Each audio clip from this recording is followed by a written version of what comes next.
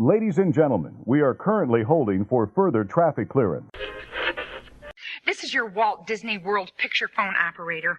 How may I be of assistance? You know, somehow Disney Fantasy seems a little more alive at night. In fact, it was Walt's favorite time at the park. Your attention, please. Last call for the Walt Disney Railroad, now departing for a grand circle tour around the Magic Kingdom. Lights. Camera. Action. WDW Radio, your information station. Hello, my friend, and welcome to the WDW Radio Show, your Walt Disney World information station. I am your host, Lou Mongello, and this is show number 457, and I'm here once again not only to help you have the best Walt Disney World vacation experience when you go to the parks, but to bring you a little bit of Disney magic wherever you are with the podcast, videos, blog, live broadcasts on Facebook every Wednesday night, my books, audio tours, and more. You can find everything over at WDWRadio.com. So this week, I'm going to continue taking you on our journey through the parks as we dig a little, and maybe a lot, deeper as we discover and explore 10 secrets you never knew about Adventureland. From its history to details to stories and its hidden and lost treasures, it's going to give you a new sense of understanding and hopefully appreciation of this rich land and encourage you to do some exploring of your own next time you're there. I'll then have the answer to our last Walt Disney World trivia question of the week and pose a new challenge for your chance to win a Disney Prize package. I'll also have an announcement about a brand new, very special event coming this fall to Walt Disney World. And then stay tuned to the end of the show as I'll have more information about upcoming Meets of the Month, special events, and more. So sit back, relax, and enjoy this week's episode of the WDW Radio Show.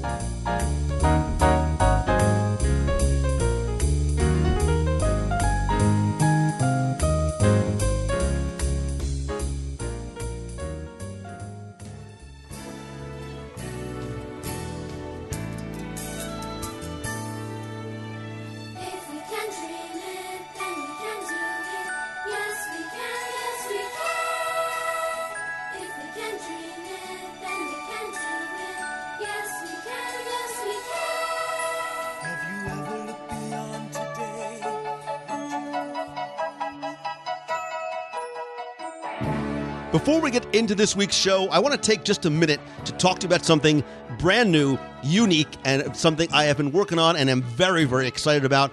Because thanks to the support and friendship from you and from so many other people, you have empowered me to pursue my passion and turn what I love into what I do every single day.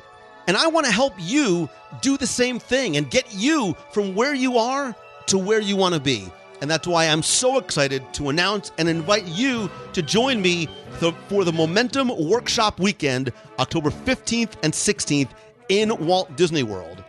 Now, unlike a traditional conference, this is a very small event that focuses on you, where you're going to learn not only valuable lessons on how to take your dream and make it a reality, but really actually execute on what you've learned while you're there with tools, resources, help, and accountability. It's a small one-day event on Saturday, October 15th, with an optional second-day mastermind group. Now, the first day is limited to just 50 people, and it's going to be a combination of presentations and actionable workshops. The second day, the mastermind, is limited to just 10 people. And the difference about this event and this day is that we take the time to focus on you. That's why it's so small and limited in size. But more importantly, what I do that's different is that I have web developers, graphics designers, and marketing experts in the room to help you make real changes to your brand and your business and your idea right on the spot. Of course, the event's going to take place in Walt Disney World at the Wyndham Lake Buena Vista, the closest resort to Disney Springs. So not only am I going to share lessons that we can learn from Walt and the Disney company, as well as my own personal journey and from the other speakers, but it's also a great excuse to come to Walt Disney World. There's a lot more in store, a lot more that I want to share and tell you about, but I think it's easier if you just go to the event page at loumongello.com/momentum. Tickets are on sale now. I announced this during the live show last week, so ticket sales have already begun. And again, it is a very limited event. 50 people the first day, 10 the second. When it's sold out, no more tickets will become available. If you want to stay at the Wyndham, I'll be able to provide you with a special group discount rate. And if you want to make it a family vacation, you can visit Mouse Fan Travel. They'll give you a no-obligation quote as well. I am super excited about this event and the opportunity to not only meet you, but to really help you and continue to help you even after the event is over and turn that thing that you love into that thing that you do every single day. Again, for more information, to watch the video and order tickets, visit loumongello.com/momentum.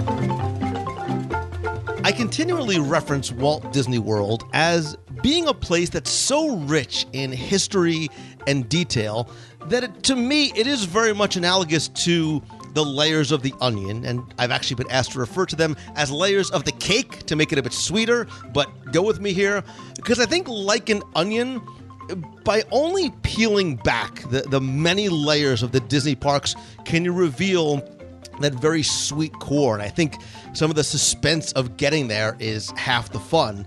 And I think that at that core, as with any Disney park or attraction and film and detail, is the story. And everything we encounter among those layers helps to shape what that central story really is. And some of those stories are closer to the top layers, right? They're much more easily seen, digestible, and accessible. But I think the real reward comes the deeper you dig below that outer veneer. So, like any Disney story, it's about the journey and not the destination.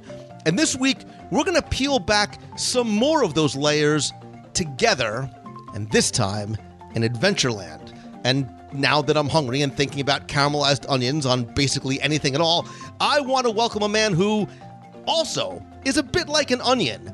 He's built upon layer and layer of sweet mystique, and he will also help you take you on a wonderful journey as well. He is Mr. Ryan P. Wilson of the MainStreetGazette.com fame. Welcome back, brother.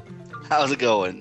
Good, man. This I love these because we started this idea a few weeks ago with Main Street USA, and I think the goal for us was to really highlight some of the deepest layers, right? Sometimes the things that aren't always hiding in plain sight. And I think once you do discover them and you see them, it's that aha moment, right? Where you see why something is what and where it is. Absolutely. There's so many stories, and you start moving out of Main Street where you do have this kind of turn of the century feel. And as we move towards Adventureland especially, there's so many environments, there's so many different stories being told here that it's easy to miss those stories, or it's easy to not dig into the different layers of that onion. And so it's great to have this opportunity to share some of that. And this really goes back for me. And look, I love Adventureland, and I really started to gain a better understanding and appreciate of it when I was researching my audio tours. Gosh, I think Adventureland came back, maybe 7 years ago, and it made me have a much better appreciation of not just Adventureland, but I think the parks and the lands and the attractions and the reasoning behind the story, because I would sometimes find something that would explain and help me understand what I am seeing. And other times it might have just been a detail that would make me smile with a sense of satisfaction. And as I was doing that, that really became the basis of the audio tours, which, by the way, are available in iTunes and on the WDW Radio shop. The goal of the tours, Ryan, was for people to either listen to them at home before the trip or take them with them to the parks or just connect people to the experience with the binaural sound. But at the heart of what the audio tours in this segment is to make people have not just a better understanding, but appreciation. I think, you can say, I've been to Adventureland 100 times, I've seen it all. But I think the more you understand about the why things are there, I think some are those of the sweetest rewards. Definitely, and the same thing with the Gazette. I have there's a whole thing where about the Walt Disney World record, and it's these little details, and it's why is it there? What is the story behind it? It's that deeper layer of understanding. It's taking time to sit in one place long enough to understand it. And for me, every time I do one of those articles, it's just a complete joy to be able to say, okay, I got a vague recollection of what this is. Like, let me dig down and let me do some more research and let me find it, and then let me bring it forward so that people can have that deeper understanding when they want it. And for everyone else, it's something that they can pass by. They do this great thing of you can see it, you can understand it's part of your story, but you don't necessarily need to invest in it. And then there are people who want to have that time, want to have that investment, want to really flesh out their time there, and it's great to be able to give them the tools to do that. And the nice thing, too, it's a challenge and it's a joy, is that it's always changing, right? Something that we might talk about today in a month might be gone, but it is keeping an eye out for those changes and why they happen and what they reference. So I'm really curious today to see, because I think we very much are clearly like-minded, but how much overlap there is, how aligned we are maybe, or how different our theories, our thoughts are in terms of what our favorite Adventureland secrets might be. And because you are my friend and you are my guest, I want you to go first. All right. So I'm going to go with something that I think is relatively overlooked, even though it's right there as soon as you come into Adventureland, but it is the Swiss Family Treehouse. And there's a couple of stories that I really love here, but just the tree itself, the tree alone, it's you have 100 and I think it's 60 some odd steps. You have to walk up it. It's an attraction I never ever take the opportunity not to go on. I'm always up in that tree house. I always wanted a tree house as a kid, but it's one of those great attractions that people tend to overlook because it's a walking attraction, because it's not necessarily the big Pirates of the Caribbean Jungle Cruise type attraction. But the tree itself, it's modeled after a banyan tree, which could have been found in would have been found in the tropical climates. But because it's constructed by Imagineers, because it is this thing that they have created, they've given it its own name, which is, and someone out there is going to have to correct me on it, but I probably got it wrong. But it's called the Disney Odendron Eximus, which is the out of the ordinary Disney tree, which is similar to they played off of it. They have one in Disneyland, which is the Disney Odendron Semperflorens grandis, which is large ever blooming Disney tree, because they're on opposite coasts. You wouldn't want to have the same tree, but they've gone so far as to give it its scientific name to give it its own sense of place. And, look, we've talked about the Swiss Family Treehouse in some of our Wayback Machine segments before. I think you and I like this attraction for many, many reasons, right? Not just because of the details, because people see it. I think they overlook it. We can get into the whole discussion of how many people have actually seen the Swiss Family Robinson movie. I think the tree itself is replete with details and stories, but I also love the tree because of where it is and what it signifies. And this giant Disney, I'll butcher it too to make you feel better, the Disney Odendron Eximus, it helps to set the stage and the story for Adventureland as a whole, because when you approach that bridge from the hub and from Main Street USA, the overgrowth and the size of the tree helps to obscure your view of the rest of Adventureland. And I think that's that sense of mystery. Like, the bridge used to be arched. You used to not be able to see over the bridge, and they changed that to make it more accessible. But I think just seeing nothing but that lush, overgrown tree and vegetation, that was part of the mystery, right? You heard those the jungle drums, and you wondered what was on the other side. And I think that is part of the reason why the tree needs to be so big, right? Was it 300,000 plus, leaves that are on that tree, not just to give you a sense of setting and place for the attraction itself, but to help set the stage for Adventureland as a whole. And it's one of those things that just gets better and better with time. If you go back and look at the attraction early on in the views that you could have had of it, it was much cleaner. It was, there wasn't this overgrown vegetation. There wasn't the abundance of bamboo that has grown up yet.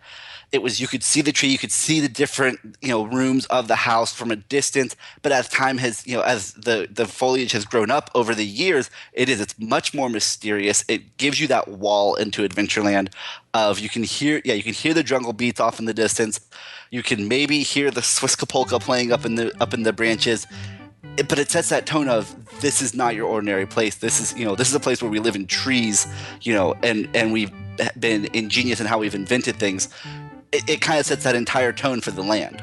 And for me, I think it's attractive and elegant just in its simplicity, right? There's no special effects. There's not a lot of moving parts to the tree. It's an explore your own adventure. But I think that's one of the things that to me is still so charming about it. So I will, I'm going to stay very close. Actually, I'm going to go right across the street, as it were. And I want to take you, my friend, the listener, I want to take you to the home of the first opening day Walt Disney World attraction to ever be closed down. Because if you look across from the Swiss Family Treehouse, you'll see there's the Island Supply Company shop there. And for a while, the story and the theming was, okay, well, this could be a place that you would go as an adventurer to get some supplies before you go on your next adventure.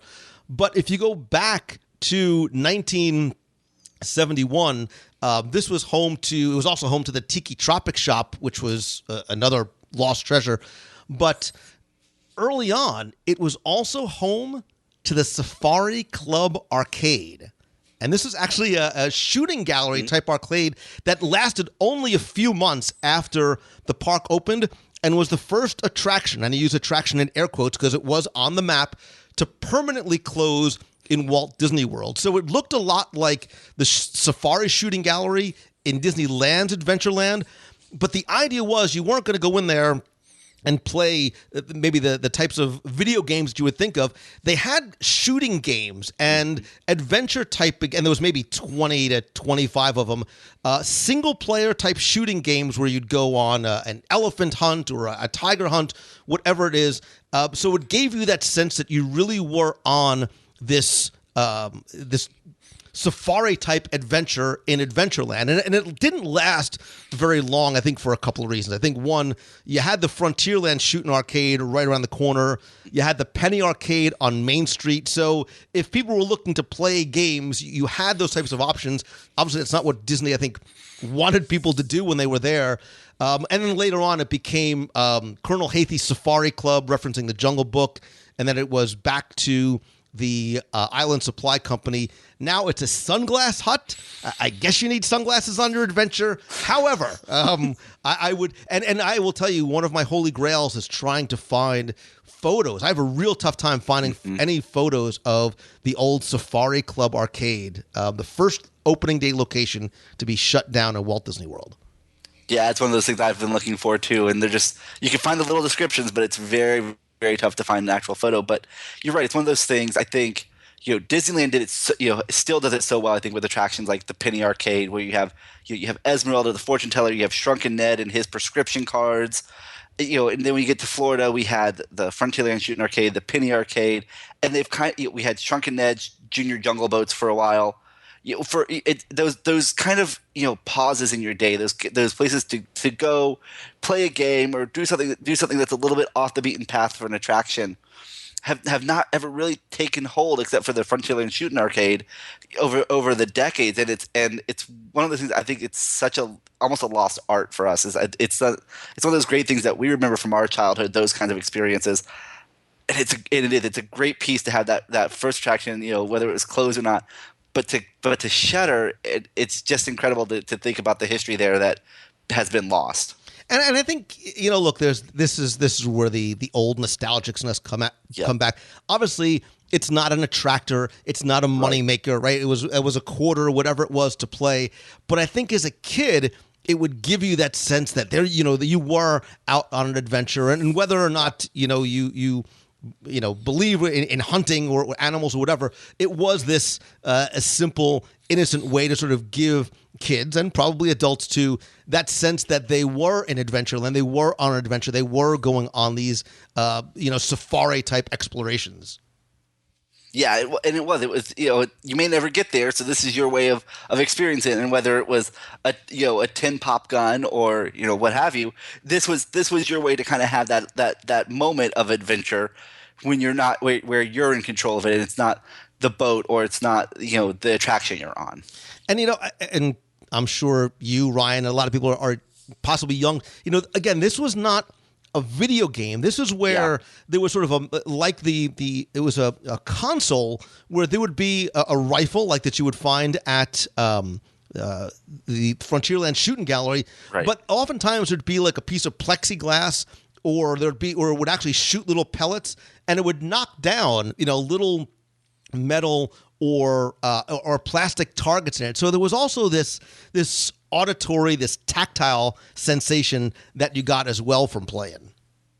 Yeah, and it was to give you that real world feel, and even the Frontierland Shooting Arcade early on in its career used those metal pellets, and and part of the reason that they went to the laser rifles at some point was because of the customers got really tired of having to repaint all those chips all the time. And look, and obviously it made more sense from a business perspective to have a merchandise shop here as it does to an arcade that had 20, 25 games in it, that were it was 25 cents per play. Right. So, but by the way, if anybody has any photos of the Safari Club arcade, I would pay handsomely for that. And by pay handsomely, I'd give you a handshake, a hug, or some cool WDW radio stuff. And then you make scans for me, right? That's how that works. Absolutely. Yeah. So you're back to you. Back to me. All right. So I'm going to talk.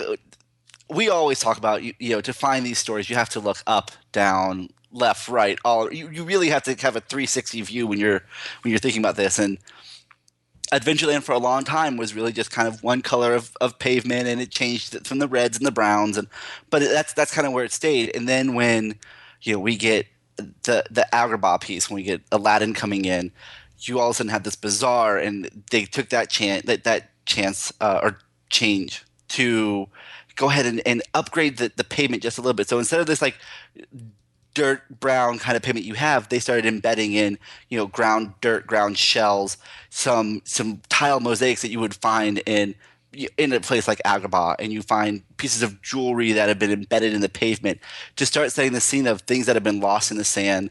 Very, very reminiscent of Aladdin. Things that would have come out of the marketplace with a strong wind. Maybe it's not actually the most precious thing in the world, and so people can so they're not really worried about going and picking it up. But it sets that world again for you by just looking down at the ground. And I'm with you, man, because look, this is one of the things that everybody sees it, but most people don't see it, right? They don't recognize it because they're walking over it. They're not looking down, or they don't understand the how and the why. And like you, I dig this detail for two reasons.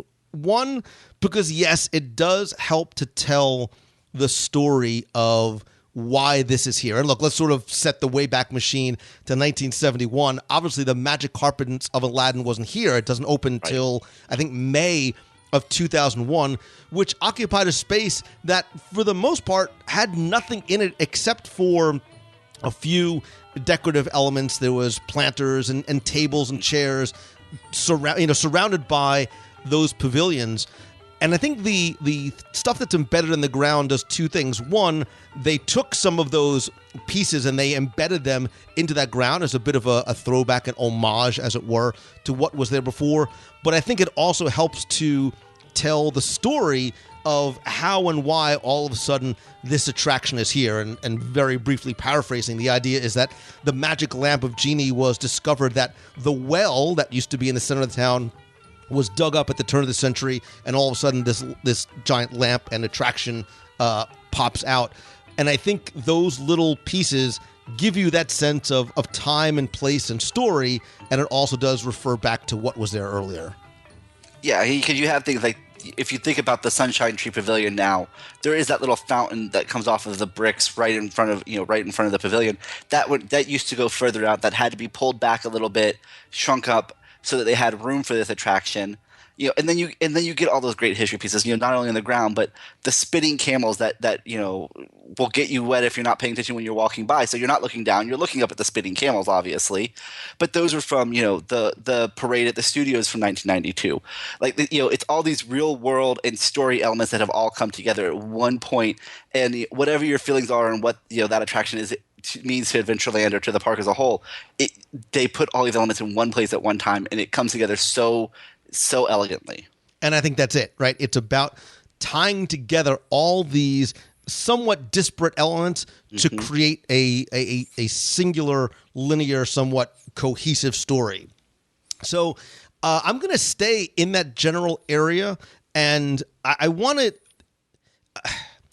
to show you, virtually as it were, what I think / thought, because I believe it's not there anymore, and I was there yesterday to try and find it again, to what I always felt was one of the coolest, most obscure, and hidden references for me in all of Walt Disney World. This is going to be, here's why Lou never dated. So so let's sort of go from where we were, right? We're sort of in this general central area. In between the Magic Carpets and the Island Supply Company is the Zanzibar Trading Company, right? They're the importers of exotic gifts from the four corners of the globe. And this has a very rich history to it as well. This was a number of different shops. It was Tropic Toppers and the Zanzibar Shell Company.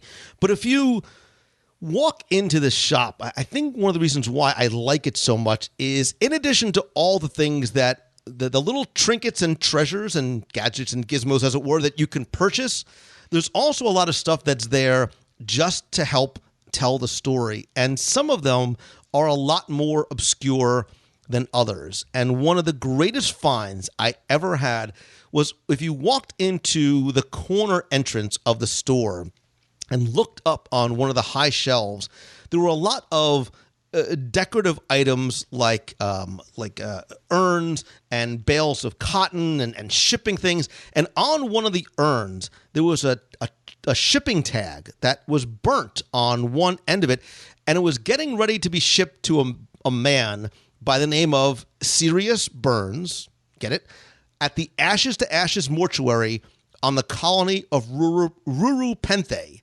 So just get this. So Lou Mangello sees Ruru Penthe and he loses it. He's like, OMG, this is so cool. One of the Imagineers obviously was a Star Trek fan and put this reference to Star Trek here. And you're going, Mangello, this is Disney World. What are you talking about, man? So I see Ruru Penthe. I think Star Trek VI, The Undiscovered Country. I swear I've kissed a girl before. Star Trek VI, The Undiscovered Country, when Kirk is banished to this Klingon penal colony called Ruru Penthe. I'm all nerding out. I'm like, this is so cool. The Imagineer is a Star Trek fan. He puts us in here, like very much hidden away in the corner of a high shelf. And then I realized, Lou Mangello, you're an idiot.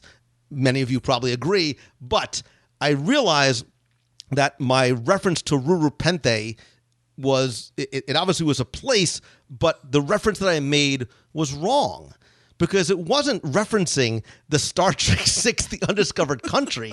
It was referencing the 1954 Disney adaptation of Jules Verne's 20,000 Leagues Under the Sea, because that was the name of the slave labor camp where Captain Nemo was once imprisoned, and he and a lot of other prisoners who helped eventually become the crew of the Nautilus came from.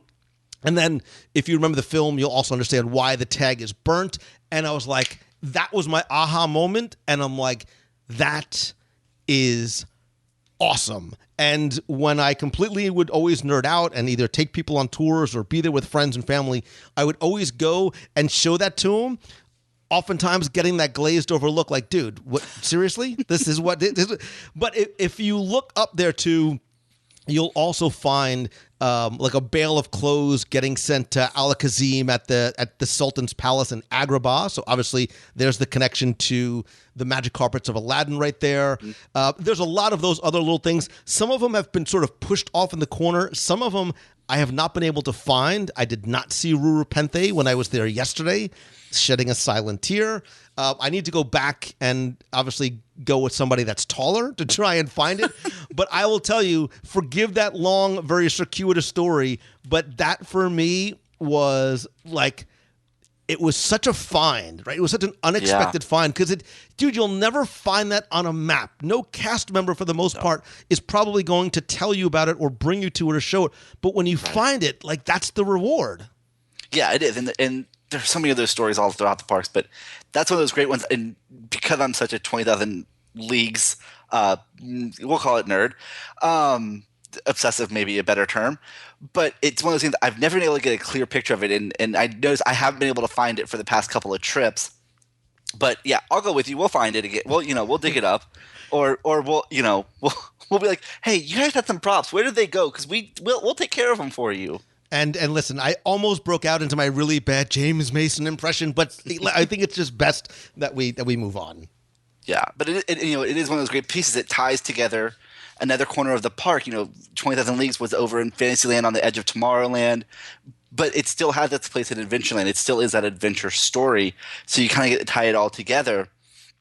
Similarly, switching gears just ever so slightly to another land is, I like to think about how Adventureland is seen from other areas of the park, and there's this great piece for staying in the Sunshine Tree Pavilion area where if you look at the top of the pavilion, there are Asian water buffaloes that have been put onto the side of it, and as the decorative art, and it's a very South Pacific kind of stylized carved art. But from Frontierland, that building can be seen, and so putting these water buffalo there allows it to not be so much of a visual intrusion, but still giving both lands this creature that could be found, in the West as just a regular, bison water buffalo, and in the Adventureland kind of South Pacific feel of the Enchanted Tiki Room. It ties together. We've talked about how Disney and visual intrusions maybe isn't so much as of a hot button topic or a no as it used to have been, but making sure that they had taken that time then, it still gives that both places a sense of place and doesn't disturb too much. And I think that's brilliant, right? We talk about the sight lines. They're so cognizant of what you can see from where. So being able to take an animal and tweak it enough so that it's an Asian water buffalo on one side and a Texas longhorn cattle on the other is brilliant. And the thing about this one too, Ryan, is that 99.99% of people probably won't see it. They'll see it, they won't notice it, right? They'll see it, they won't recognize it. Yep. But once you do, it makes sense. I think it makes you appreciate the effort so much more. And they're so hyper aware of continuity of story that while you wouldn't care if you're like, oh, I'm in Frontierland, that looks a lot like an Asian water buffalo. Right. Nobody would say that, right? But for them, it's important. And then once the detail is there, it very much completes the circle of the story to make sure that all of the elements are there. Look, that's why we've talked about the Main Street theater building is built to full height because you can't see the contemporary from Main Street. It would ruin the continuity of story. Right. This is one of those details that not necessarily important to the guests, but important to Disney, and I think that's the differentiator. Yes, that they made that conscientious effort to not disturb their storytelling or someone else's. You think about a lot of Adventureland was Mark Davis, but when you move over to Frontierland, there are other people's attractions there. They're not competing with each other. They're making sure that one person's work doesn't disturb another person's work. So it's a respect to one another, and it just creates a wonderful holistic environment for everyone who comes through. And that's it. It's about making sure that place, that the environment, again, everything speaks. It's got to make sure it is all speaking the same language, for lack of a better word. So, I'm going to stay exactly where you are. See, we're brothers from another mother. We're thinking the same way. I want to take you to, and I know I'm sort of bringing you to things that aren't necessarily there anymore, but I think they're important things to talk about because you never know when something like this might come. Well, it sort of has come back to a certain degree. I want to take you to. I want to stay at the Enchanted Tiki Room, no longer under new management, because this was once home to the very first interactive adventure game in the parks before Sorcerers of the Magic Kingdom and the Pirates League and the Pirates Adventures. Because back in the late 90s, I guess it were, and it did not last very long. The Tiki Room was the starting point for an interactive game experience in the parks known as the Adventureland Challenge. And this was a treasure hunt type game that you could play alone or as a group, and you would be given a set of clues that you would have to follow in order to locate this golden idol, which the cast member told you was hidden, figuratively, somewhere in Adventureland. So you would get a map, and you would get one clue that would lead you to another and another and another, and eventually you would have to solve a puzzle on the back of the map that would tell you where the idol was. And so whoever found the idol first, and you also had to answer all the questions correctly. You couldn't just sort of, sometimes flip it over and go to the end. Yeah, like if you do Midship Detective on the Dream and the Fantasy, sometimes you can sort of figure it out and just get to the end. You had to actually answer all of the questions. You got this certificate from Colonel Wayne P. McSwagger, as if that didn't scream 90s. Right. And you got a prize. Sometimes they would give you like a front-of-the-line pass. Again, this was sort of pre-Fast Pass. So they would give you a front-of-the-line pass or a pass for a free snack item. The game it was a short thing. It lasted 20, 30 minutes. They did it a few times throughout the day at specified times. But it only ran for a couple of years. So I think it started probably in 97, 98, 99, and only ran till about 2000 or so. Yeah, everything I have on it. Yeah, it was a couple of years. I think by 2001, it had relatively shut its doors, and the golden idol had gone away, and we were done with that. But it was kind of the groundwork for these interactive treasure hunts that we have now. Whether it's the Pirate Adventures or Sorcerers of the Magic Kingdom, and I don't know what it is. I love these kinds of attractions. Anytime it's a map or it's a clue or it's a scavenger hunt, it's fun. And I think for me especially and people like us who have been for so many times, it gives them something new to do. It's not the same attractions. It's not the same same monotony every single time. It's something new. You're challenging yourself. You're looking at things that you maybe never looked at it, like, okay, now with the Pirates piece, there's a boat over here. Great. But if you're playing the game and you happen upon that boat, it's going to blow open. There's going to be a sword inside. There's all these different elements now. And so it gets people moving in a different way in the parks. And I think that's terrific. And look, I love the Pirates game that's currently in Walt Disney World. I think it does that same thing. There's a replayability factor to it because there are so many different maps.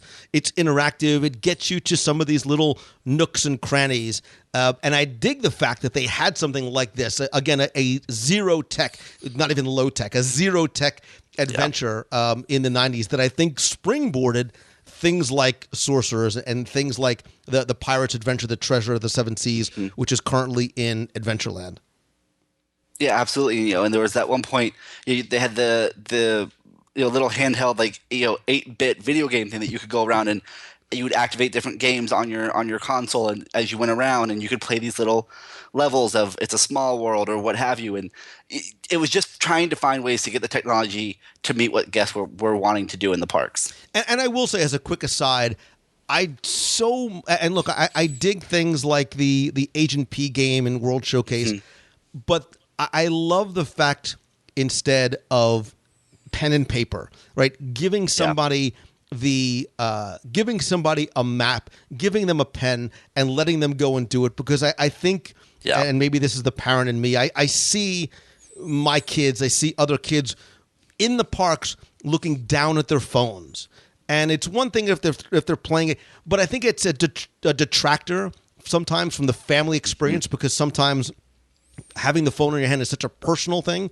When all of you are gathered around a map and you are putting your heads together and playing together, there is something, again, in the simplicity of it and the low technology of it. It forces you, Dad, to stop, answering emails. It makes Mom stop checking her Facebook. It makes the kids stop playing whatever or texting whatever, and it makes you come together as a family. And I think that sort of harkens back to what the goal of this place was at the very beginning. I think you're absolutely right, and and to have something tangible in your hands, it's not an avatar on your phone. It's not you trying to figure out what the pastime is. It's something tangible. It's something textile. You have to engage with one another. You have something else in your hands, and and then even that's a memory you get to take home, because now you can take that map. Maybe you don't frame it to put it on your wall, but it's a piece of memory that you get to hold on to, and I think that is at the true heart of the experiences. And by the way, my friend, the listener, if you happen to have one of these old maps from the Adventureland Challenge, email me. Let's talk. All right, back to me. I'm gonna move us on down to Caribbean Plaza, because I think there's a story here that got put in a couple of years ago that I really love, and I don't know that people take the time to really look at it, and that's for Tortuga Tavern. And so if you go and you look at Tortuga Tavern, you see the sign, you see the pirate wench on there, and that's great. We all know Tortuga from Pirates of the Caribbean. That's where all these ruffians kind of hang out. And you can let the story die there, but there's so much more to it. You start looking and you realize in the cart there's another sign for the Faithful Bride, which is obviously what the name of this restaurant was before in terms of story. So you start looking around, you find A. Smith, who is your proprietor. That stands for Arabella Smith. Now we're going to go outside the parks. We're looking at the Jack Sparrow, the young adult Jack Sparrow series, where there was a character named Arabella who had left her father, left Tortuga, had gone off on this adventure. We find out that the Faithful Bride that was in the original poster was actually her mother, Laura Smith, and we find out that she wasn't quite as faithful, or as she wasn't kidnapped, she wasn't murdered. She became a pirate herself. She became this really renowned pirate lord or lady, and so Arabella has eventually come home. She takes over her father's tavern. She renames it the Tortuga Tavern, and all these pieces of this story are kind of spread throughout there. If you've read the Jack Sparrow series, it gives you something else to pull from, but it's all within the restaurant if you really are looking for those layers of story. And then if for the people who are really Disney history buffs, Disney World history buffs, you can look up, and in the rafters you can find the sign for El Pirata y El Perico, which is the pirate and the parrot, which is what the restaurant was before. They kept that old sign as well. So there's all these different stories, again, kind of converging in one spot that I don't think people are enjoying. And look, we could talk about how Tortuga Tavern is not necessarily open regularly enough for people to really get in there and explore. But sometimes when that's closed, it's some of the best times to explore and to look for these details, because you're not going to be interfering with someone's lunch. See, I heard everything up until the word lunch, and then I started thinking. And then you went taco salad. Right, I was thinking. No, I remember when they used to have the empanadas. Yes, I do. Ay, Dios mío, I love the empanadas. But see, I love that, man, because this is one of those things that So some of those details, maybe a young or an adult reader will see that and get it because they know it from the books. They have a teaching opportunity to tell their sister, their dad, their brother, their cousin, their friend, whoever they're with, oh, you know why this is here? Because there is this continuing series of books beyond the films, and then lead them down that path. Yeah. Or when people see it, they start to wonder why that's there. They get to look, that is a little, if you want it to be, a game in and of itself. When you see a name like that, who is it? Why is that person there? Why is this name in this restaurant in Adventureland? How does it tie in together? When you see the El Parada sign up in the rafters, what is that there for? You can start to trace back, oh, it was El Parada. Oh, this used to be the Golden Galleon. It was the portrait deck was there. You can start to, again, going back to how we preface this segment, start to peel back some of those layers. So if you're sitting there eating your lunch, or like me, usually waiting for everybody to finish, or hopefully not finish so you can finish their lunch, or the rain to go, you've got an opportunity to take a relatively nondescript space that doesn't appear on the map and make it be something that is a little bit more fun, a little bit more interactive. And again, if you want it to be a little bit more of a deeper layer of the onion, and who knows how many kids may not have known that who love the Pirates movies that didn't know that there were additional books beyond the films that they can continue those adventures in. Yeah, and that's the key. Thankfully, the books, books are books. Books are around forever. You're going to be able to find them. You're going to be able to read them. So this is your chance to find that story, to explore it. And it's similar to what we do. We find these names, and we may or may not recognize them offhand, and then we get our treasure hunt. We get to go find why that's important. And for guests, to be able to see, to start putting two and two together. When you see one sign up, another sign down in a cart below, or you see this thing in the sign in the rafters, or the code of conduct on the wall. Why is it there? What story is it telling you? How is it furthering your adventure? I'm still stuck on lunch, so I wasn't going to go here, but now I'm going to just for fun, because it wouldn't be a show if we didn't talk about food. I'm going to go from El Parada or the Tortuga Tavern, and we need a moment of silence. Rest in peace, my long-lost friend, the Lost Snack Bar of Adventureland. And I'm sure you know exactly where. I'm going right across the street, because right by the exit of the Jungle Cruise, and again, rest in peace, what was Shrunken Ned's Junior Jungle Boats, you're going to find a small tin-roofed building, kiosk, shack, for lack of a better word. Palm frond kind of weaved together, bamboo, yeah. Yeah, and I don't even think the sign is on. For years, the sign was still on there. No, I don't think it was there last time I was there. Yeah, it used to be called the Oasis, and it opened about a year and a half or so after the park did. And it was a snack. Look, you've just spent weeks out on the many rivers and the Mekong and the Amazon. You're obviously starving after your Jungle Cruise adventure and oh so punny jokes. So there were, potato chips and drinks. I think they had sandwiches, maybe, dare I say, even a handwich. Sometimes there used to be tables out there too. So if either you were waiting for people to get off if you didn't want to ride the Jungle Cruise, or after you got off, you wanted a little snack, that was a little a snack stand. But it wasn't there for very long. And then it had some merchandise for a little while and then closed in the 90s. And I've never, ever seen it open ever since.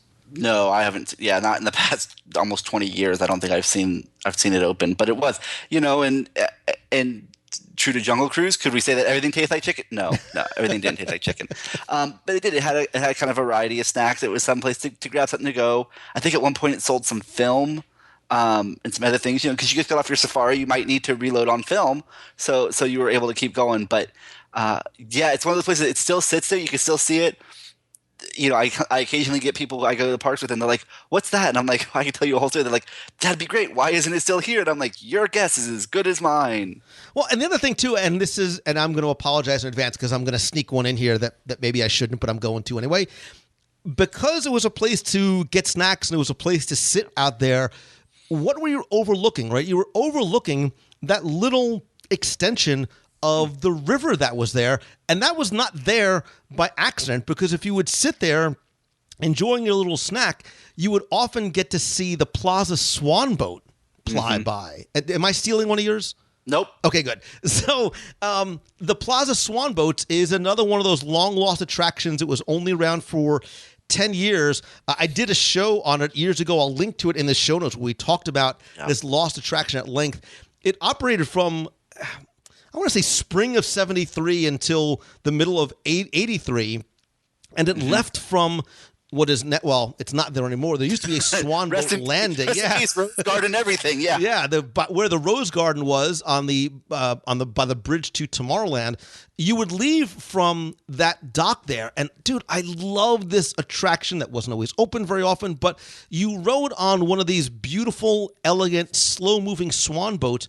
But the cool thing was, you got to see the entrance to Tomorrowland and Main Street USA, and then you went through the outskirts of Adventureland. So it took you around. Look, next time you're at Adventureland, look down at the waterway, watch how it's still, even with the introduction of the new park and fountain areas in the hub, look at how the waterway went by the Crystal Palace, around the Swiss Family Treehouse, over by the Jungle Cruise, went back over under the drawbridge, by Fantasyland, under through the castle, and then returning to the Rose Garden in Tomorrowland. It was like a Wedway people mover on water. I dig it. I love the views, not just from the attraction itself, but like if you were sitting there by the Oasis, the views that you would get from land as well.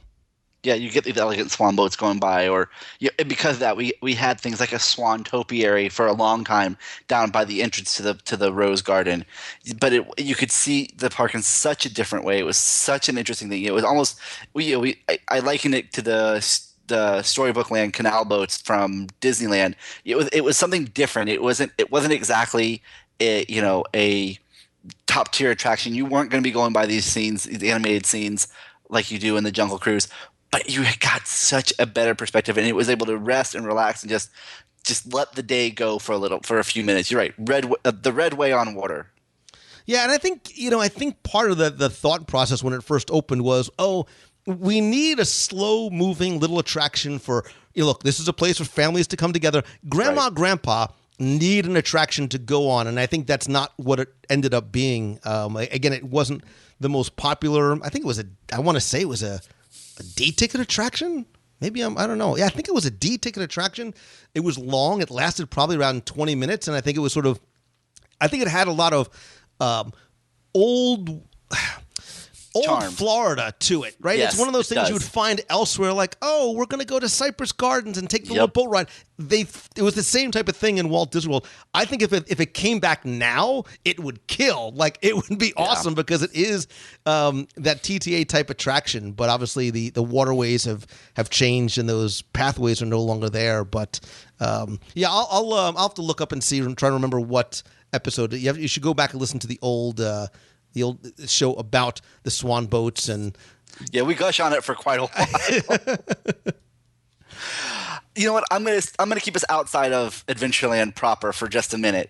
And it's one of those things. They didn't have to. The Imagineers and the design teams didn't have to do this, but they did. And it's when you're getting on to the Walt Disney World Railroad and you're just starting from Main Street Station and you're heading on to Frontierland. You're passing right along the backside of Adventureland. You really can't see a whole lot. It's a lot of foliage. There's some jungle sounds playing. But they really didn't have to do much beyond that, but they did. And on a road that you cross over where they have railroad tracks, they've given this the name of Outpost Desolation. Is that right? Or Desperation? Desperation. Mm-hmm.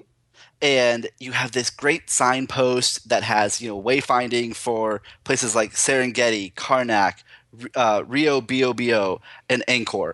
You have all these train parts. You have canteens on this little metal shack. They didn't have to tie it into the land that was right there, but they made a conscious decision to put a story element there so that it wasn't just green foliage the entire way around to Frontierland. You win. I dig this, man. I dig this because you sort of went outside the box or outside the berm, as it were. It's a total throwaway for the most part, right? I think, again, 96.8% of the guests don't ever see it, but it does very much tie in. It's so obscure. It's such obscura, but it does really tie into why it's there, and an attraction that is not necessarily part of Adventureland proper, which is the railroad, but obviously it passes through it. Yeah, it's just it is. It's one of those things that they didn't have to do it. You could have just left the road there. We could have passed over it, and nobody would have given it any mind. And like you said, like 98% of guests don't look at it. They don't see it. It's only visible from the right side. You can only see it if you're that last person in, basically on your train car. it goes by in a flash. If you're not looking down, you're not seeing the extra railroad ties or the wheels or the spokes. You know, you're not seeing any of these other details, but it's there because, you know, poor guy got left out there because they needed somebody there, you know, to light the torches for the railroad track or to, you know, change the signals, whatever they needed. It literally is the shack's big enough for like one person to stand in. It's a throwaway piece, but it just ties everything together so nicely in that moment that it's a great thing to have there. So I know we said 10. I'm sure we're on like 11 I think that was at least my 6. Yeah, exactly. All right. So here's a question. Do you have any more? No, I have broad categories left. I know. All right. So let's do this. Let's maybe hit one more each. And if you have any honorable mentions, get to that. Because there's one that I would love to touch on. I don't want to necessarily steal yours. No, go for it. All right, so I'm going to gloss over it, and hopefully it's not yours, because I think some of the coolest details, and we could almost do an entire segment on these details themselves, are the... Look, when you're on Main Street USA and you look at the windows, each of those windows, each of those names tells a story. And I think in Adventureland, there are some of the best, sometimes most obscure, yet most rewarding references about people and stories outside of Main Street USA, and those are the crates at the end of the Jungle Cruise. Yep. Was that one of yours? No. Okay, gosh, I wasn't. I was going to mention it as one I was going to pass over, but since I mentioned it, I guess I have to. Oh well. So just dig in. Come on. I know, man. All right. So back in the 90s, when they redid the queue to make it larger and put a lot more shaded areas, thank you. They also added a lot of new props and jokes, and one of the very first DSI Disney Scene investigations I ever did way back when I started the show was we did like 45 minutes on the queue of the Jungle Cruise, and you're like, Mangello, we're not even on the attraction, because there's so much in there, from the storage cage to the radio broadcasts to some of the signs that you'll see there, and maybe I want you to go back to see that, because I want you to see references that used to be there to everything from Pleasure Island to Imagineering to Anaheim to Ted Sears and Harper Goff and Winston Hibbler and Wathel Rogers and so many of the other Imagineers who helped to shape not just Disneyland, but certainly Walt Disney World. And the ones that I want to sort of make you... I'm going to do this instead. I want to send people on a little bit of an adventure themselves, rather than me sort of give it away to them. Because if you go to the Jungle Cruise, and look, whether you either go by the exit or if actually you come out of the exit, if you look to the right-hand side, there are a number of crates that are there when you exit. They're off in the corner. Sometimes they're covered a lot by ropes and netting and things like that. Look, first look up, because you'll see lots of different references and in-jokes that are there as well.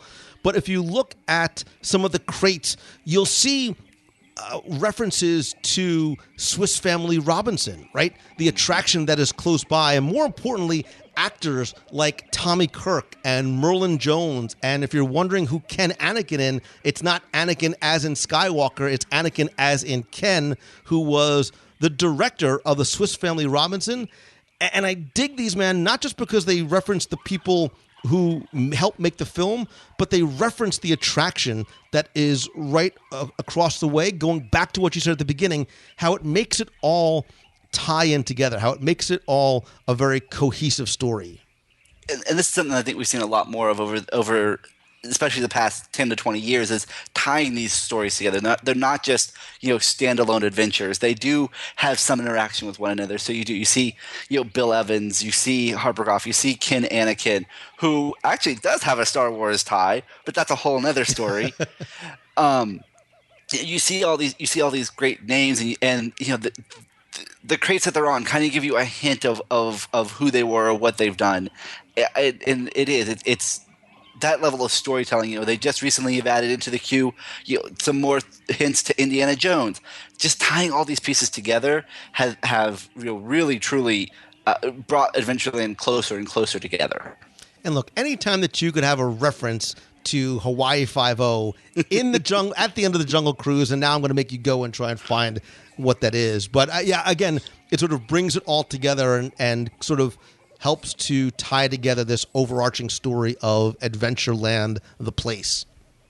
Yeah, it is. And it does make it its own place. It's not just, like we said, all these different attractions. It's a real place, and you're really in it. All right, one more or honorable mention for you. Sneak in as many as you would like here. Again, I think it's one of those things that we could do an entire show on is the Skipper Canteen stuff. We didn't really mention it at all. It's the new dining location in Adventureland, and the place is just replete with layer upon layer of detail and story. It ties into, there are things in there that will tie you into Disney Springs. There are things there that will tie you into Disneyland, to Pleasure Island. Between the names, between the totems you could find there, the different rooms, the different artifacts, the place is just a treasure trove for story hunters. And do yourself a favor, go eat. It's delicious food anyway, but take time to really, truly explore. Look at the bookshelves. Pay attention to the names. They're telling you multiple stories in just in the names of the books. It's so incredible for anyone who loves Adventureland in any way, shape, or form to just go and dig in. Again, you said dig in. I think about eating at Skipper Canteen, let alone the details in there. And if you go back, that's actually on show 433. We did a live review of it. We talk a little bit about the story, but we could probably do almost a mini DSI just of the Skipper. Ryan, I'm sensing research trip in your future. Research trip, yes. See, there's always food. There's always food. Research lunch. All right, just very quickly, I want to just there's one other thing I wanted to reference. It's more of a rest in peace. Oh, how I miss you so. Over by Pirates of the Caribbean, where the Captain Jack Sparrow live interactive stage show used to be, I very much miss another lost treasure that was there, and that was the old live music. Yep. That there used to be. You've heard me say, if you've listened to the show before, I love the live music and live entertainment both in and out of the parks. It's one thing I think Disneyland does very, very well, especially in places like New Orleans Square. Walt Disney World used to have a lot more live music, whether it was the Pearly Band or whoever was on Main Street. But in Adventureland, by the old Fuente de la Fortuna, you would find one of the best live musical acts, which was JP and the Silver Stars. It was a steel drum band from Trinidad. I dig that music. I love it, having traveled there, especially as a kid. They used to be called the Adventureland Steel Band. Then they actually went to the JP and Silver Stars. They actually, if you have the old album of Disneyland and Walt Disney World from the 80s, they perform a song called Adventureland Delight, as well as a few other songs as well. They had a couple other acts here over time. They had a tumbling group there, I think in the early 2000s, a couple of African-inspired bands as well. And unfortunately now that live music in that area, for the most part, is lost.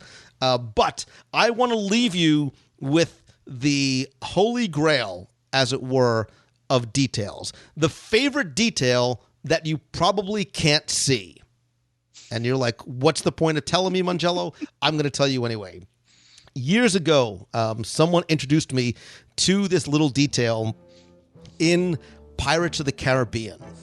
And now, especially recently, with the changes to how the queue is set up The standby queue is on the left. The fast pass queue is on the right. As you know, as you would walk through the queue of Pirates of the Caribbean, that too helped to tell a story. You're in this Castillo del Morro, and you would walk through this labyrinth of armories and dungeons and all these different types of chambers, but each side of the queue showed you a different part of the fortress. So one side was more about the where the soldiers might live and dine. There was a nice little courtyard on the left-hand side. And on the right side, which is sort of the more military side of the fortress, you'll see the cannons, you'll see the armory, you'll see the dungeons. And in that dungeon, obviously, you know, like Mangello, we know about the pirates playing chess. Who do you think you're kidding? But you obviously, I'm sure you know about the story about the stalemate, and there's the Mark Davis story, but that's still not where I'm going. If you look very carefully, and you probably can't see it, but I will post a photo that I have on the show notes over at WDWradio.com. The two pirates that are at the stalemate, you know, for years, maintaining that same pose, contemplating what to do next. One of those pirates is actually a football fan. You're saying, Mangello, you're obviously hungry. You've lost it, man. On one of the skeletons actually has a white skull cap. And clearly one of the Imagineers or maintenance people or whoever it is, as long as assuming that person is still working there, was a football fan, because in very small letters, handwritten on the side of the skull cap, spells out J-E-T-S, Jets, Jets, Jets. If you don't believe me, I have a picture, and I will put it there. I don't know if the pirate jet fan is still there, if the skull cap has changed over the years, especially now without a fast pass. I can't get to that side of the queue. I don't have a camera with a long enough telephoto lens, but I will post a photo. It's obviously not something that is canon. It is not official. I may be it's not a time-traveling pirate. Yeah, right. But I just think it was a neat little mark that the Imagineer had left on the work that he had done. And you know, there's so many of those little details, and we talk about Imagineers' names and initials throughout the parks, but it's always nice that they get to, that whether officially or unofficially, they get to leave a piece of themselves there. It's a nice touch. Yeah, and obviously it doesn't fit. The word jet did not exist, during that time period. But I just thought it was a neat little. Again, it was a neat little find that very well might not be there anymore. But it was just fun to reference. But look, man, we hit 10, 12, 15, however many of these secrets that you probably never knew. And again, we were trying to talk about some of the things that were a little bit more obscure. And there's a ton more. And they're always changing, and they're always evolving. Sometimes they are getting lost. Every day, new ones are being added. That's one of the things that I love about going back to the parks, is this sense of free-flowing discovery and exploration. I recently did as part of the WDW Radio Nation, I do a scavenger hunt for the Nation members every month, and I recently did Adventureland, and I found probably 20 things just for some of the questions in the scavenger hunt that I had never seen or talked about before, and certainly weren't in the audio guide that I did years ago. So, and very quickly, just to shamelessly plug, if you want to get a copy of the audio guide, you can visit the shop at WDWradio.com. You can get them also in iTunes. If you want to get one of those cool scavenger hunts every single month as part of the Nation, you can visit WDWradio.com/support.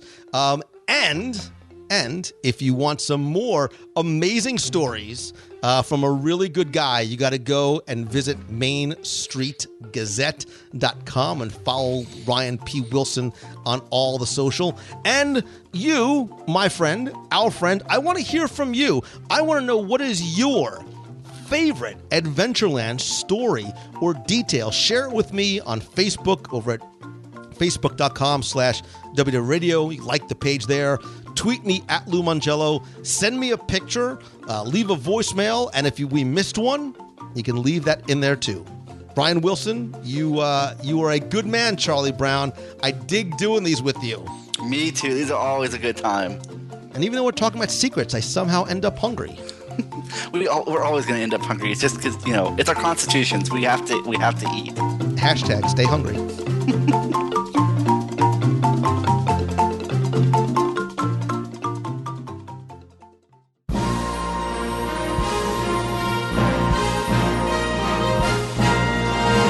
It's time for our Walt Disney World Trivia Question of the Week, where I invite you to test your knowledge of Walt Disney World history or see how well you pay attention to the details, not just in what you see, but sometimes in what you hear. If you think you know the answer, you can enter via email or our online forum for a chance to win a Disney prize package. Before we get to this week's question, we're going to go back, review last week's, and select our winner. So last week's question was a where in the world, and I do these to hopefully either introduce you to places you've never been before or make you understand and recognize why things are where they are and maybe why they have the names that they do. And last week's question was very straightforward. It was to tell me, where in Walt Disney World can you find Salmon Island? Now, for some people, Salmon Island might sound like heaven or nirvana, an island that is full of nothing but salmon and sushi. But this one is actually in Canada, in Epcot Center in World Showcase, because it's from Salmon Island that you enter the Maple Leaf Mine, which used to be called the Moosehead Mine, and that is the queue area for the O Canada film. And if you look very carefully, that entire area is themed to Canada's Klondike era, and there's lots of shovels and lanterns and mining equipment to really give you the sense of time and place and authenticity. That being said, I took all the correct entries again, thanks to the more than 1,000 of you that entered, got this one correct. And last week, once again, you were playing for the 102 Ways to Save Money for and at Walt Disney World book, all 7 of my virtual audio tours of the Magic Kingdom, a WDW Radio Magic Band cover, some WDW Radio stickers, and if that wasn't enough, I also threw in one of the new fancy schmancy WDW Radio hot and cold travel mugs, which is not available on the shop, although everything else is. And last week's winner, randomly selected, is Emily Todd. So Emily, you use the online form. I have your address. I will get your prize package out to you right away. If you played last week and didn't win, that's okay, because here's your next chance to enter in this week's Walt Disney World Trivia Challenge. So we are in Adventureland this week. We'll stay in Adventureland for the trivia question, and I'm sure you're familiar with the little orange bird in the Sunshine Tree, and if you know the song, you also know that he had all kinds of sunny thoughts that appeared above him in little orange clouds, because that's how he communicated. And the song was, and still is, very catchy and told his entire backstory, and it also helped sell some Florida orange juice, I'm sure.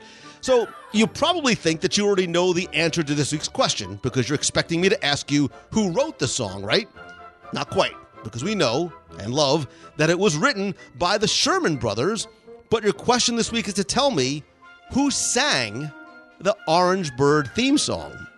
So you have until Sunday, August 28th at 11:59 p.m. to either email your answer to contest@wdwradio.com. Better yet, use the online entry form over at wdwradio.com. Click on this week's podcast, use the form there, give me your shipping address, and this week you're playing for an even bigger prize package, because you get the 102 Ways book, all the audio tours, a Magic Band cover, stickers. I'm also going to send you one of the travel mugs. And because we're talking about the song written by the Sherman Brothers, I'm going to send you an autographed, a hand-signed photo of Richard Sherman by Richard Sherman, because why would anybody else sign it? Again, you have until Sunday, August 28th at 11:59 p.m. to tell me who sang the Orange Bird theme song. So good luck and have fun.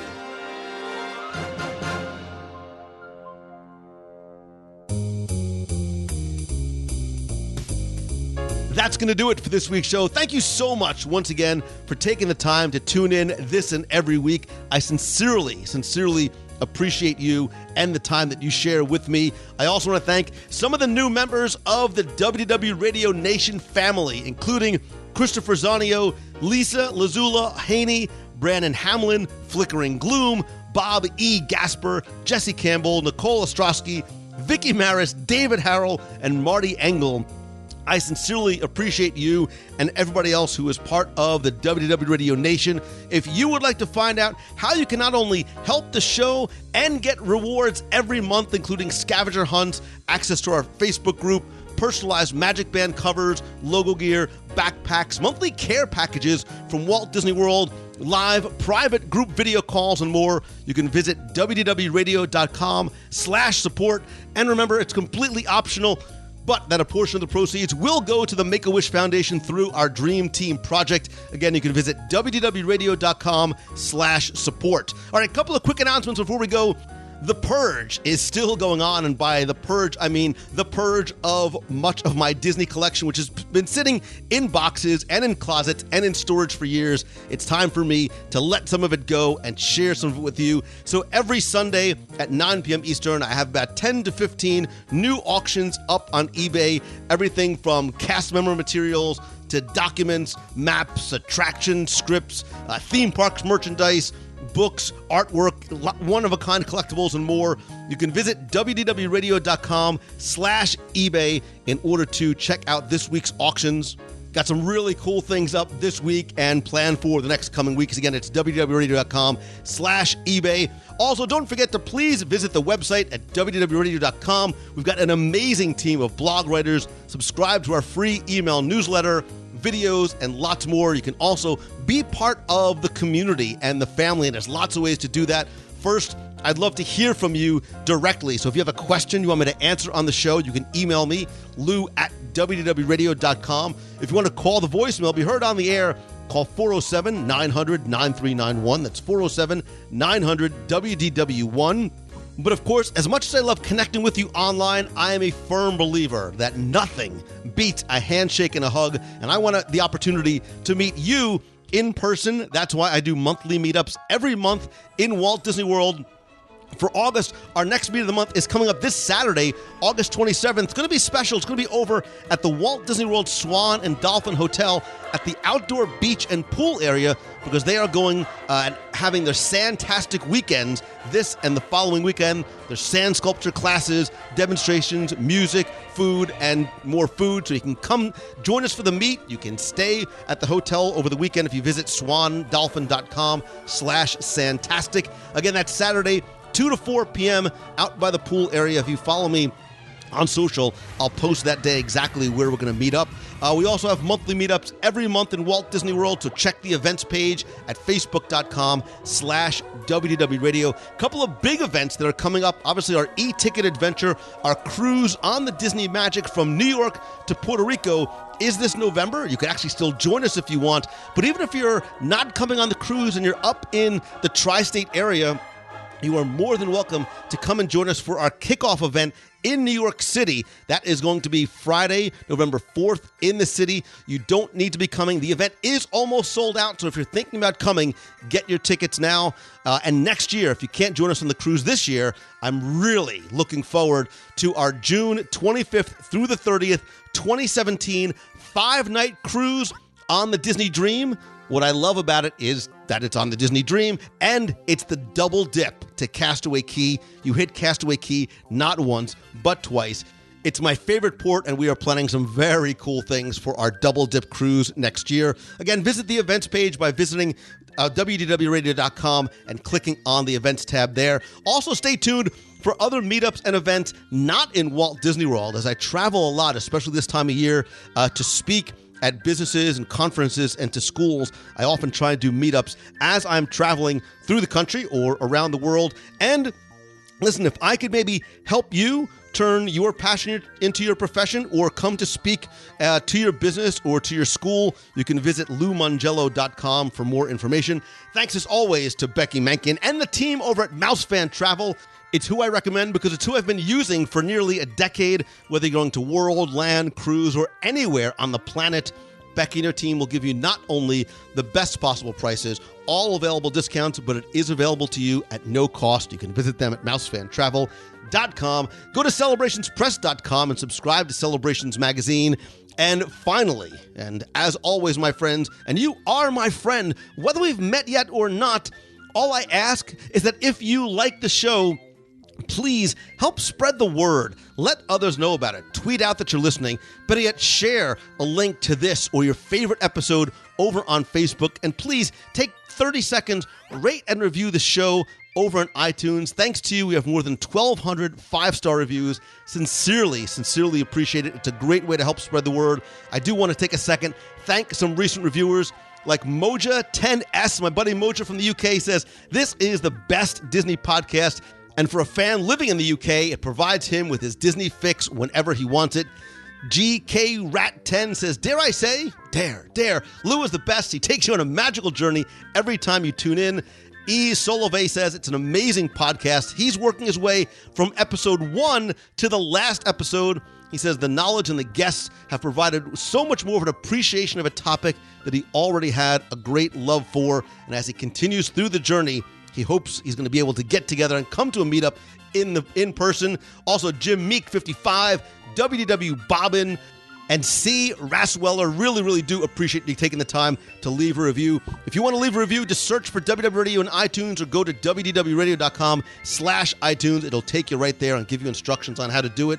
And finally, and as always, and I mean this sincerely every single week, I cannot tell you how much I appreciate you and the fact that you take your time, which is your most valuable commodity, and you spend and share some of it with me.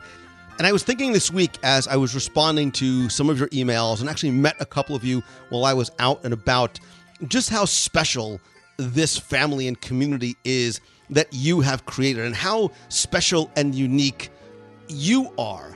And it made me think about one of my favorite Disney and underrated, I think, movies, which is so much about it is inspiring to me on personal, even business levels. And one of my favorite quotes isn't one that comes from Walt Disney. It's from Meet the Robinsons, and the quote is, go show them how special you are. And I think you can and should do that same thing right now, or as soon as possible. Stop waiting, start doing. Remember, you are special. Just go out and show the world or one person just how special you really are. And you have done that and continue to do that for me just by being here and tuning in. And for that, I am eternally grateful. So I hope that you have the best day, the best week, and the beginning of the best year ever. Thanks so much. Stay hungry. See ya. Hi, Lou Mangello, and good morning from Texas. This is Tori Hanauer, and you answered my question on the show a couple of weeks ago on your cruise questions. I appreciated your answers so much. I may or may not have squealed in my car when I was listening and heard my name. But I just wanted to comment on my favorite view. It's kind of one of those feel-good moments that you mentioned, too. But I love watching people that have never been to Disney World before experience things for the first time, especially kids when they meet characters. When I was at Disneyland in February, I think this could happen in any Disney park, but I was watching a little girl watch Paint the Night for the first time. And Cinderella waved at her, and she turned around and looked at her dad and squealed, "Dad, he's real." Those are my favorite moments, hands down. I think that you can't replace those moments. And I'm really excited to watch my husband experience Disney for the first time in March, and I hope we see you there. Have a good one. Bye-bye. Hey, Lou, and then by default, Tim. I love the top 10 plus list of sights and views, best views in Walt Disney World. There is one that I thought I might hear but didn't hear, and really my favorite at night is in the Magic Kingdom in the Swiss Family Robinson treehouse. It's such a calm kind of, talk about otherworldly while you're in the middle of a theme park feeling anyway at night. But there's a landing about halfway up the tree, and if you look over to the east, you'll see the Magic Kingdom lit up. And that's pretty much, it's through a clearing and some leaves, and that's just about all you can see is the castle. You can maybe make out a few little things dimly, but you see a really great view of the castle from that landing. So I recommend Swiss Family Robinson Treehouse at night. Hello, Lou. How you doing? This is Martin from the UK. Moji Tennis in the box finally got here. We're at the best place in the world, and this is why I wanted to make my first voicemail from. We're at the Magic Kingdom. Yeah. Just wanted to say, hopefully I'll meet you while we're here. Looking forward to it. Oh my God, it's great to be here finally. Love the shows, listen to you all the time in the box. You're great. Hashtag stay hungry, wonderful. You do a brilliant job for everybody. Can't wait to meet you. Hopefully a meet of the month will be great for that. Take care. And hopefully, see you soon. Crikey, it's hot here, Mary Poppins. Congaloosh. Good morning, Lou Mongello. It's Gabby from now Columbia, Maryland, now that we've moved. I'm calling you from Epcot, just entered World Showcase, and headed over for my Fast Pass for the new Frozen ride in Norway. I'm so excited. It's been a pretty fun weekend here for my birthday, and thanks again for greeting me in my when you responded to my email. It's been very hot, very humid, but that's to be expected in August in Florida. Very excited for Frozen to finish off my birthday weekend right. I've got my flight this evening, but I figured, hey, if my Magical Express isn't coming till 5 p.m., might as well go to the parks. Thanks again for responding to my email. Really looking forward to hearing back from you later on as you figure out plans for your e-ticket adventure in Puerto Rico. But I guess that's it for now. Have a magical week, and maybe I'll call you back after I ride the Frozen ride. So, again, have a great week, and I'll talk to you soon. Bye-bye. Good morning, Lou Mongello. It's Charlene Yagi from West Seneca, New York, and I am 5 days away from getting back into Walt Disney World. Then we are going to, before that, surprise my nieces that they are going. It's going to be absolutely amazing. We have then 81 days, almost 80 days away from our e-ticket adventure out of New York City. That is the closest port I probably will ever sail out of from here. It's going to be absolutely fantastic. We've booked our shore excursions in St. Martin and Tortola. Can't wait to see what's happening in Puerto Rico. It's going to be so much fun with all of our friends and family. Then I have 39 days only until my daughter Alicia gets married to the man of her dreams. I am so excited.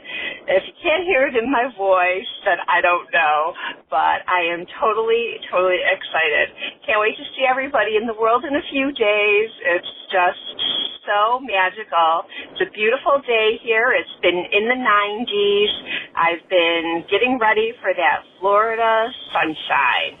Have a magical day, everyone, and thank you, Lou, for all you do. You've got a friend in me.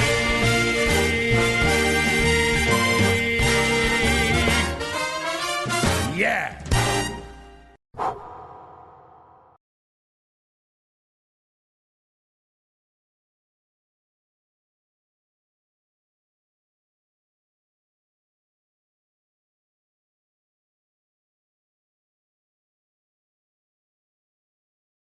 All the thoughts he ever spoke appear in orange smoke. That's what makes the orange bird unique.